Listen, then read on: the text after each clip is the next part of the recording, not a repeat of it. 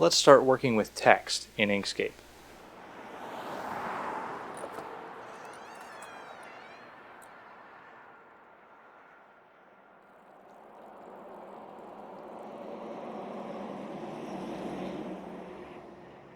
There are several different kinds of text objects in Inkscape, and so let's go over how to create text and work with it here. If I select the text tool on the left and I just click, that creates a text object. If I click and drag, that also creates a text object. But there is a difference between these two, and I want to show you just what I'm talking about here.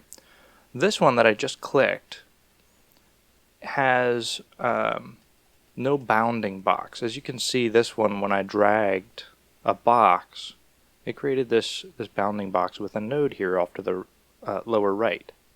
However, this one, it has a node, but it's just a single dot, and it creates a vertical guide when I drag it. It's important to see what the difference is between these, and in fact there are 4 types of text objects that we end up working with in Inkscape. So if I just click and I type, I can create as much text as I want on a single line. If I want a line break, I can press Enter, and I can have a manual line break.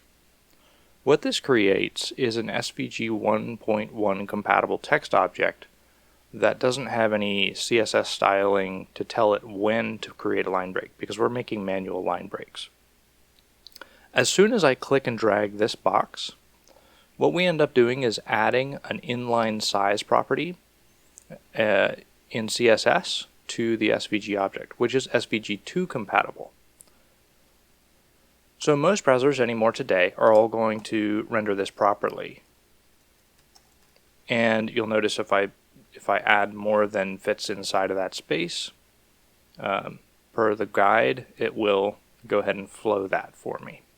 And you can actually change justification, of course, like so. If I hold Control and I click on that diamond, it will convert it back into a SVG 1.1 compatible text object. The other kind of text that we created was by clicking and dragging, and that creates this box. Now, prior to Inkscape version 1, that actually didn't render properly in browsers and so forth, but thankfully they have found a solution to that, and so now what it does is it creates a shape inside CSS property and an SVG2 compatible object. So now, let's say I have some lorem ipsum and I just paste that in here. I can create this box, and it's going to confine the text to this box. Regardless of what size I make it, it's not going to allow the text to go outside of that box. In Inkscape, we actually have preferences if you wanted to go back to the prior to Inkscape version 1 method. You can go to Edit Preferences, and they give you a checkbox here, Use SVG2 Autoflowed Text. If I uncheck this, and then I click and drag to create a text box, it will go back to the old way of creating SVG 1.1 text, which will break in browsers. So we'll just leave that checked. Now, once we have a text object, there are several things we can do with it. We can actually take text and put it on a path, or we can put it inside of another shape. So let's go over how to do that. If I have just a line, which I'm going to use the Bezier tool to create, and I'll hold Control to make a straight line, double click, and now we have a straight line. I'm going to go ahead and move this just so we can see what we're doing.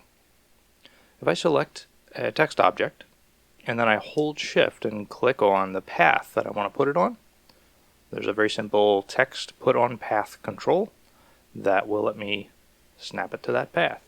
And now what's neat is I can actually still manipulate this path, and the text will follow. Another important thing to note is if I select the text, I can drag it and move it, and it will move it relative to the path that we attached it to. So it will still follow the shape of that path, which can be handy depending on what you're trying to do. If I want to flow text into something, let's say I have some lorem ipsum, let's do that Again, maybe I want this text to be flowed into another object. So let's make a circle.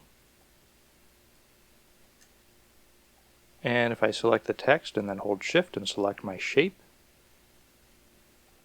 I can flow it into frame. And what you'll see is now it's got this circle shape.